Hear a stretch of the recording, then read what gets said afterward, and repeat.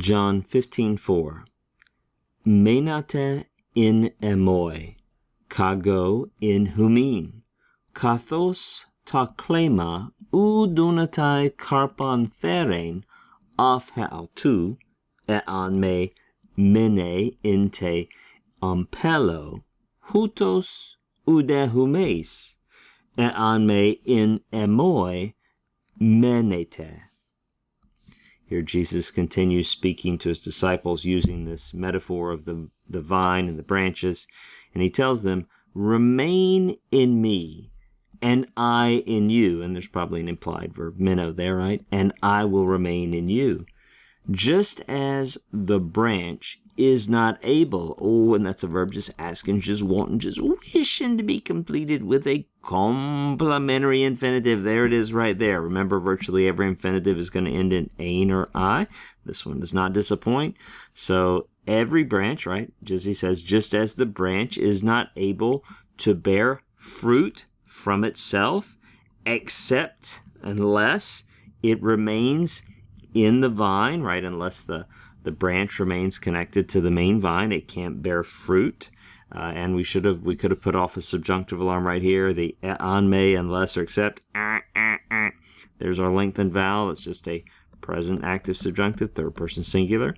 Jesus finishes this statement saying, thus neither you all, right? Thus neither will you all bear fruit.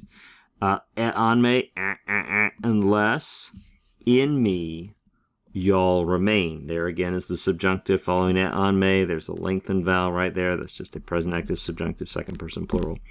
One little note, I don't know how much I want to say about this. It's dangerous to talk about things you don't know the answer to.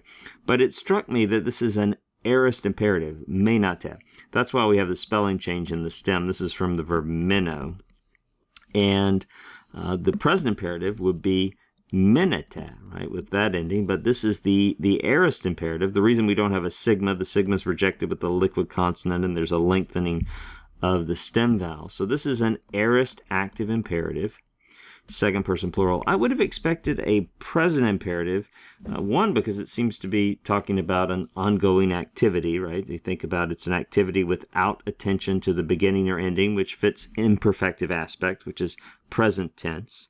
And even the procedural nature of the verb, right? The verb meno, to remain, again, it's an activity that usually we conceive of without a beginning or ending. We don't normally include that in the frame of reference. But in this case, the idea of remaining in Jesus, I suppose, is the aorist is chosen here, speaking of it as a whole, looking at the whole thing, including the beginning and stretching all the way through, looking at the action in what would be called from a perfective aspect, looking at the activity as a whole. I'm thinking that's the best explanation. There are other explanations. Some people think it expresses solemnity or urgency in the choice of the aorist.